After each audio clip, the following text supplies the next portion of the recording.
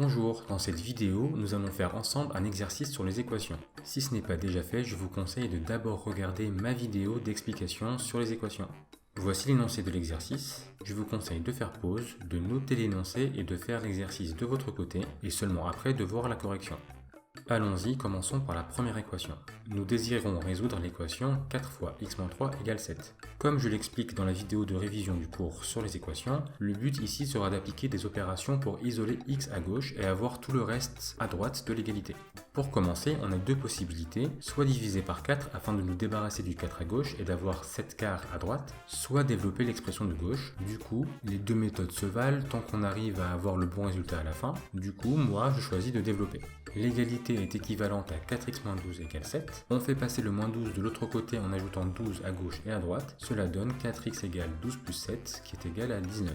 Et enfin, on divise par 4 pour se débarrasser du 4 qui est à gauche. Cela nous permet d'avoir uniquement x à gauche et 19 quarts à droite. Donc x égale 19 quarts.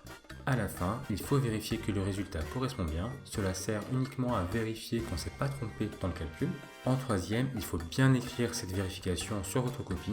À partir du lycée, ça ne sera plus nécessaire, mais une vérification rapide au brouillon sera recommandée juste pour s'assurer qu'on n'a pas fait d'erreur.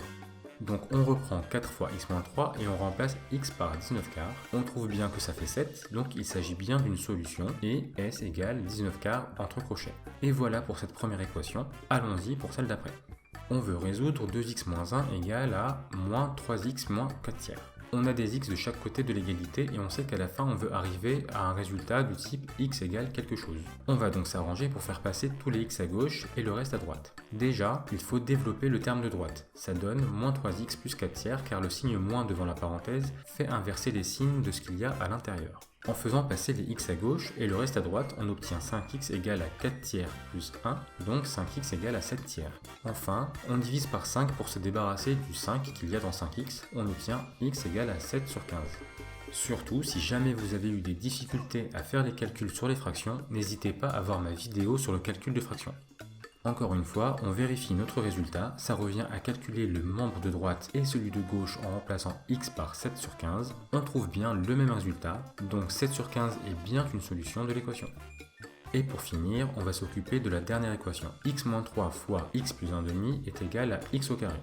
Il ne faut pas paniquer en voyant ce x au carré. Il faut juste appliquer la méthode et vous verrez que les choses vont se simplifier d'elles-mêmes. De manière générale, partez juste du principe que les exercices sont toujours solvables. Il peut y avoir des petits pièges, mais ça ne sera jamais infaisable si vous maîtrisez bien votre cours et les méthodes que vous avez vues en cours. Donc allons-y et développons le membre de gauche. On applique la distributivité, ça donne x au carré plus 1/2 de x moins 3x moins 3/2. Et là, on voit qu'il y a un x carré à gauche et un x carré à droite de l'égalité. Du coup, on peut les supprimer. L'égalité reste vraie car on a enlevé la même chose des deux côtés.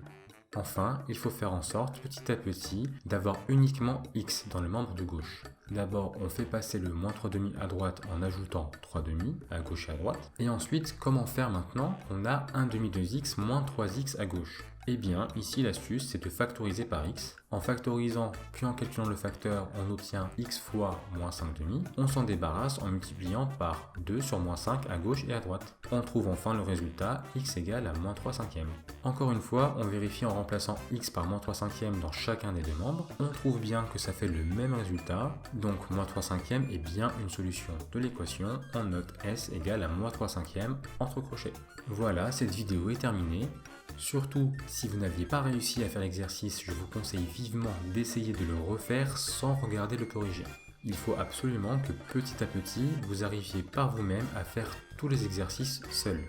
Si jamais vous avez des questions, n'hésitez pas à les mettre en commentaire ou à me contacter directement par message sur ma page Facebook ou mon compte Instagram. A très bientôt.